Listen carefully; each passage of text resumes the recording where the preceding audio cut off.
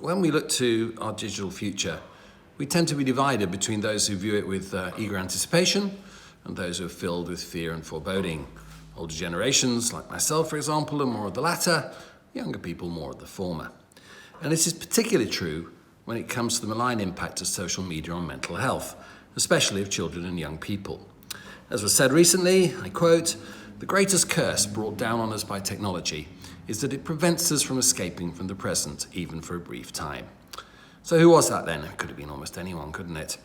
In fact, when I said recently, I was being a little ingenuous because it was actually many years previously. It was written by the Austrian and German novelist Stefan Zweig, written in 1942 when he was in exile in Brazil, looking back with nostalgia on the old Austria-Hungary that he loved, which had been ruined by the First World War, and then what was left of it by the arrival of the Nazis. Now, in one sense, he was right.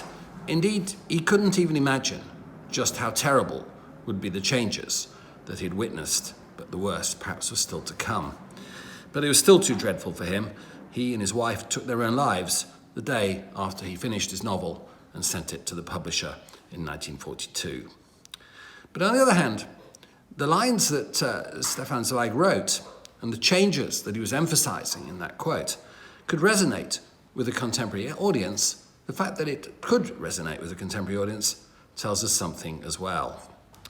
Change, especially technological change, and even more when it's a change in our ways and means of communicating, have always generated social concerns and the tendency to confuse medium and message. Martin Luther exploited the medium of printing to propagate messages that can still shock and terrify.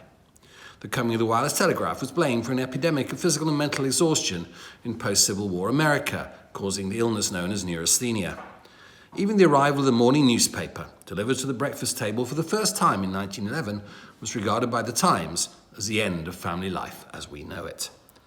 So as we contemplate our digital futures, we must accept and adapt to the inevitability of change. But at the same time, if we want to avoid some of the more apocalyptic scenarios, we can be reassured. Some things won't change. Our need for intimacy, for meaningful relationships, for family life.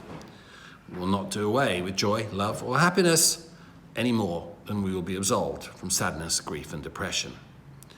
De Lampedusa, in his masterpiece The Leopard, writing in 1958, but he gave his Sicilian prince the line, "If we want things to stay the same, then everything must change."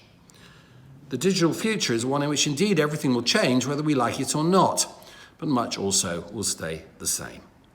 And one of the ways in which we can learn to shape that future to suit us all will come from some marriage of science, both mental and physical, and the arts and humanities.